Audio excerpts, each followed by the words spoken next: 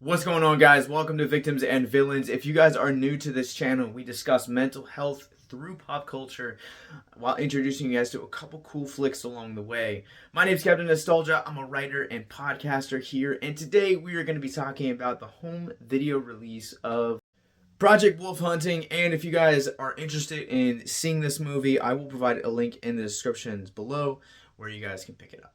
The movie tells the story of a government that creates a subsidiary, super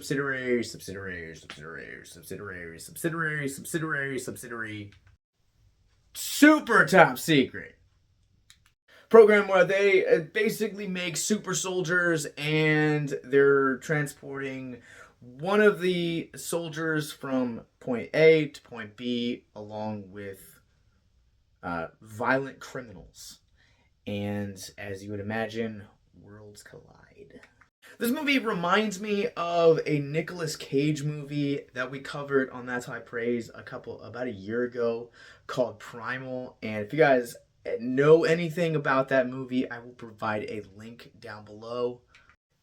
Makes me really sad to think about that movie because that's the closest we'll ever get to Nicolas Cage being Joe Exotic. But the narrative of that movie is essentially a boat is carrying criminals and has to basically get from point A to point B, and somewhere along that destination, a journey is corrupted by a greater evil.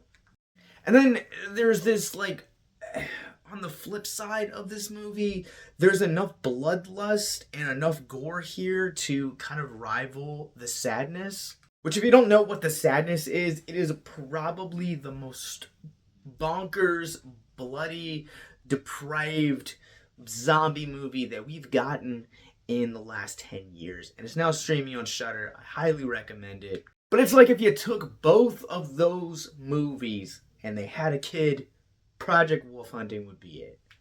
This movie blends genres really well. It's not quite a straight action movie because the way that it's structured, it feels almost like a slasher film, and then you add in the large body count that this movie has, and you can't help but just kind of say, this is a action movie that somewhat is like teeters on that action genre, but also teeters on the horror genre as well.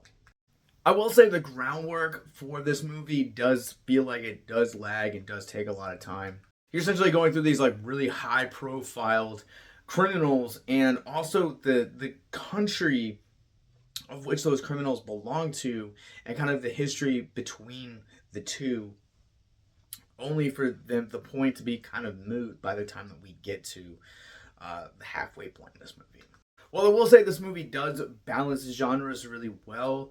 The first half of this movie, as compared to the second half, it feels like they essentially try to fuse two together.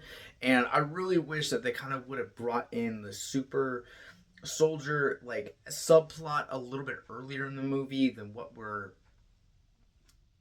we got.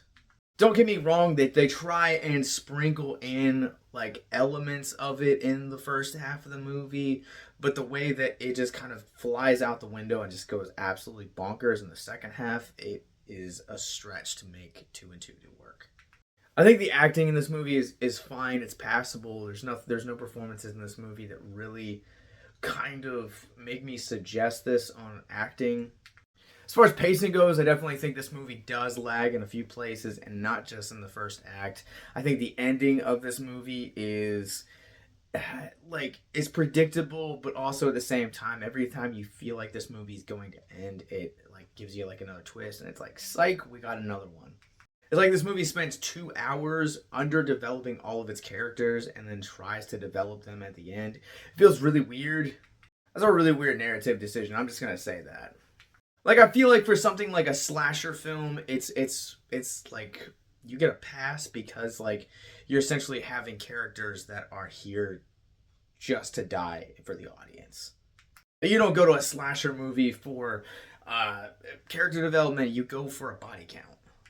I feel like again, this is why I think there's two competing visions. It seems like they definitely set it up to be that way. And then during the last few weeks of shooting, my guess is that they were like, you know what? We could develop this. We developed this singular character right here. Honestly, at the end of the day, the reason I'm going to suggest this movie is going to come down to the fact that this is a gore fest. And this is absolutely just about as savage as they come, and I loved every second of it. If you've listened to Abyss Gazing, our horror podcast, you guys know that I love blood and I love guts. And I love practical effects, and I love to see how visual effects artists can be creative and how creators like directors and writers can really kind of like surprise the audience and really challenge stomachs. It was one of my biggest complaints about Knock at the Cabin. But I have the opposite reaction here for Project Wolf Hunting, is that this movie is as bad as one of the bloodiest films I've seen in a long time, and it's a lot of fun because of it. I will say that the setup for this movie, probably the first 45-ish minutes, there is a slow era, but there's enough to like hang on to, and then once you make the switch into this kind of like crazier mode, it becomes a lot of fun. And it keeps that fun pace going, probably I would say till probably about like the last like 10 minutes. But let's run this through our Rorschach rating scale. I'm going to go ahead and give Project Wolf Hunting a 3 out of 5. I think this movie is a lot of fun. It just has some bumpy issues along the way with its narrative, a few parts that drag, and other than that, the reason I'm going to highly suggest this is for all of my horror fans out there that like a bloody good time.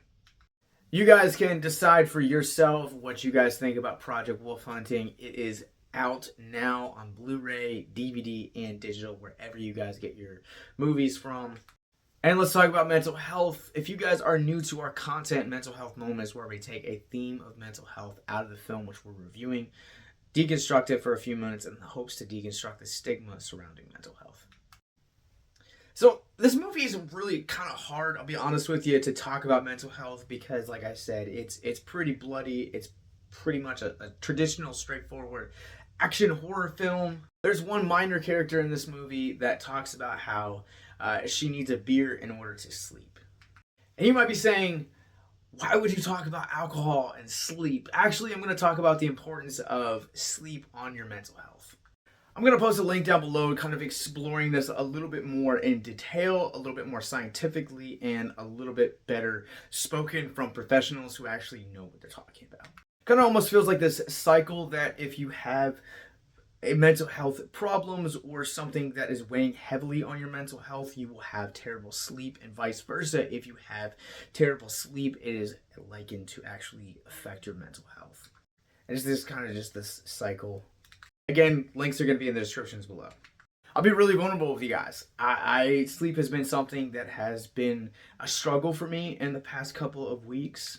With preparations for the upcoming Horrific Hope Film Festival lineup, securing everything, working out everything with the filmmakers involved in this year's festivities, the theater, our sponsors, etc., and podcasting on top of that, and bringing you guys film coverage like what you're seeing right now, it has pushed me a little bit to a brink to where, well, I've kind of thrown myself a little bit too much into this work.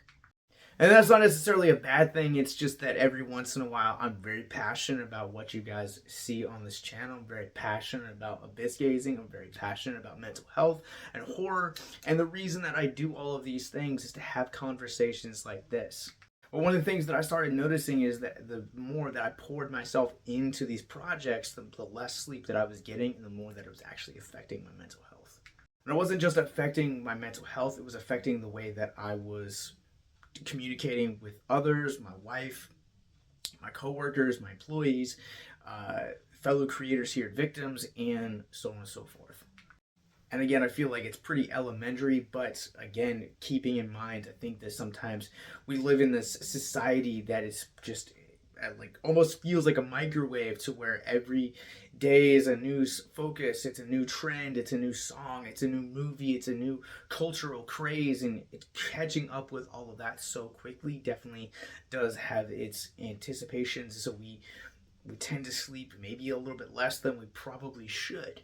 Or no one talked to us about the importance of getting a valid night's rest and actually sleeping and kind of taking rest for ourselves. I know that that is something that even as an adult, that is still something that up till a few years ago, that it really struck me hard. So for those of you guys out there that are workaholics, understand the importance of rest and understand the importance of sleep that your body needs, because it ultimately is going to have an effect on your mental health. Again, I highly suggest checking out the article that I've posted down below. And as always, if you guys are someone you know is struggling with suicide, addiction, self-harm, or depression, links are going to be in the show notes below. Just check out resources, check out our mental health resource library. Down there below, you will also find links to all of our social media, all of our podcasts. That subscribe button, which you should probably hit so you don't miss great content like this. And most importantly, once again, our mental health resource library. Project Wolf Hunting is out now from Wellgo Entertainment. Get up, and thanks for watching.